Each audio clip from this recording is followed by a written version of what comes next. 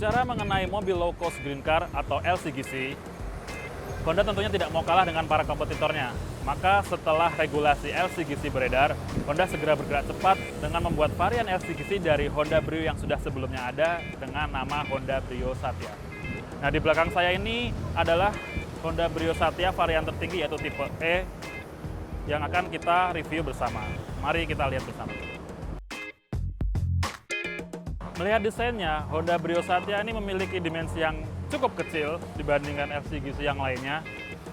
Lalu untuk desain mukanya, dia memakai lampu yang cukup besar, begitu juga di bagian belakang.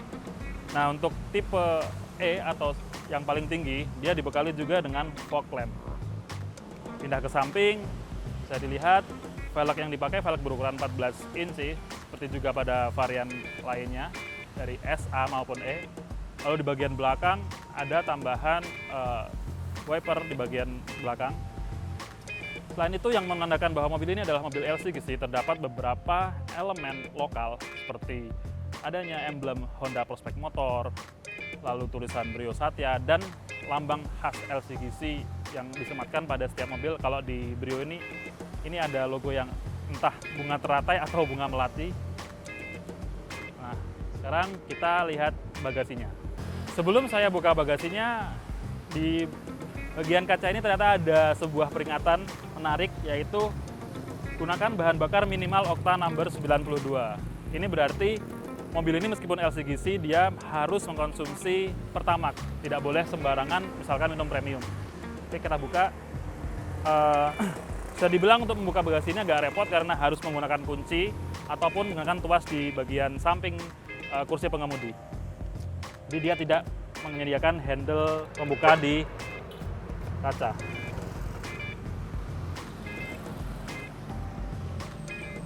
Bisa Anda lihat, kapasitas bagasi dari Honda Brio ini ternyata sempit sekali, kecil dibandingkan kompetitornya. Selain itu, dia juga tidak rata, jadi turun ke bawah. Terus kalau misalnya Anda membutuhkan kapasitas yang lebih luas, maka Anda tarik saja tuas yang ada di jok bagian kedua ini dengan konfigurasi 100%. Nah, meskipun sudah diperluas, ternyata ya tetap agak tidak layak dibilang untuk menyimpan barang yang lebih banyak karena bentuknya memang tidak rata. Bicara mengenai interior kabinnya, yang pertama terasa mungkin adalah simple sekali. Jadi simple, tidak banyak ornamen-ornamen, tapi build quality-nya ya wajar lah, LCGC lah ya. Oke. Lalu kalau kita lihat, dia sudah dibekali dengan dual SRS airbag, yaitu pada lingkar kemudi dan pada bagian dashboard depan penumpang di depan. Selain itu, MID-nya ini cukup menarik dan menampilkan beragam hal selain kecepatan dan RPM. Ada eco indikator, lalu peringatan seatbelt, dan peringatan ada pintu yang masih terbuka dan sebagainya lah. AC-nya ada 3 pengaturan. Selain itu ada tersedia power outlet di bagian bawah dekat dengan cup holder di konsol tengah. Untuk joknya sendiri ya standar seperti LCGC lainnya. Dia berbentuk semi bucket seat yang dirancang untuk maksud ergonomis. Namun headrestnya menyatu dengan body joknya. Jadi ya walaupun begitu bisa dibilang dia menopang badan dengan baik juga, namun memang agak tipis. Sekarang kita lihat akomodasi di barisan kedua. Untuk akomodasi ruang di baris kedua, ya karena mobil ini memang bentuknya kecil ya dibandingkan mobil-mobil kompetitornya, maka bisa dibilang bagian kedua ini agak sempit. Cuman nampaknya Honda mengakalinya dengan membuat jok ini agak berlekuk. Jadi di sini tersisa ruang yang cukup lapang. Begitu juga pada headroomnya, walaupun tidak terlalu tinggi dibandingkan kompetitor yang misal Karimun Wagon, misalnya Karimun Wagon R. Tapi bolehlah untuk orang tinggi saya misalkan 175 ke atas. Nah, sayangnya untuk ini jok di bagian kedua ini headrestnya hampir sama seperti LCGC kebanyakan, yaitu hanya menopang bahu saja, jadi tidak benar-benar berfungsi sebagai headrest, tapi lebih ke sebagai menopang bahu atau leher Anda. Ya, seat belt.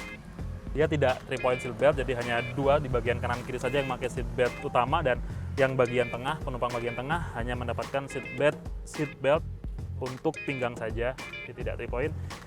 Nah ini, dia sudah pakai power window di bagian belakang, tidak seperti beberapa kompetitor lain yang masih menggunakan tuas sengkol. Nah, saya jadi ingat tadi belum saya sebutkan bahwa di bagian depan tadi dia sudah memakai electric mirror spion. Jadi spionnya sudah, pengaturnya sudah elektrik, tinggal diatur saja, tidak perlu mengatur manual. Oke, itu tadi di bagian belakang. Sekarang sebelum kita lanjut ke test drive, ada baiknya Anda follow dulu akun sosial media kami, buka juga www.autotainment.com untuk info-info mobil terbaru maupun review-review atau bocoran harga dari sebuah produk mobil misalkan. Dan jangan lupa untuk subscribe. Sekarang mari kita jalan. Bicara soal performa, Brio Satya bisa dibilang cukup mumpuni di antara kejaran LCGC lainnya, terutama karena dia dibekali dengan mesin berkapasitas 1200 cc 4 silinder. Kalau dari besaran mesin sih mungkin yang sama adalah Datsun Go, sama-sama 1200 cc. Bedanya kalau Datsun Go mesinnya 3 silinder, jadi lebih bergetar daripada mobil ini, khas mesin 3 silinder. Untuk tenaganya sendiri, mobil ini bertenaga 88 horsepower dengan torsi 109 Nm.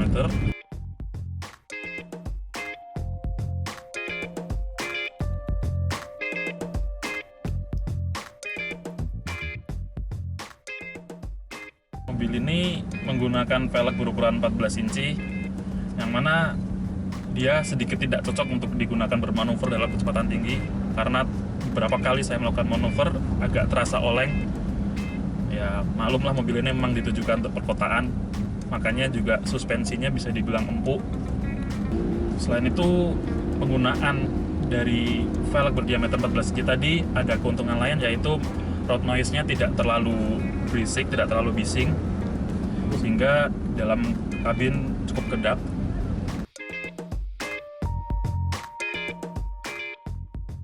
Nah, di seputar mobil ini juga cocok sekali memang untuk dipakai perkotaan, apalagi mobilnya juga kecil, jadi mudah sekali dalam berputar.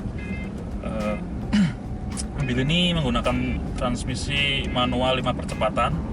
Untuk yang Satya manual semua. Untuk di atasnya yang Brio varian biasa yang non LCGC, baru dia ada opsi Matic 5 percepatan juga. Pada MID dari Brio Satya ini terdapat juga eco indikator, yang mana dia akan menyala saat sistem mendeteksi bahwa cara mengemudi Anda hemat bahan bakar. Nah, demikianlah impresi dan test drive kami terhadap Honda Brio Satya tipe E.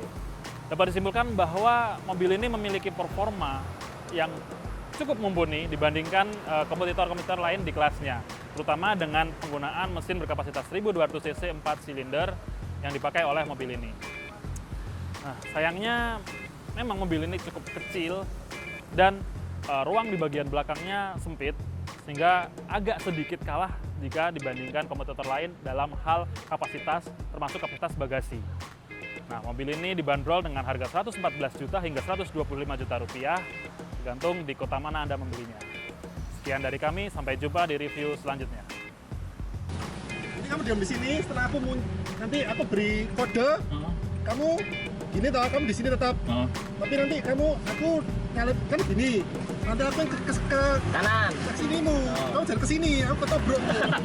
Ya. Jadi aku tetap status ajak. Status kiri terus. Ya. Ya. Kamu yang bergerak, oke? Oke.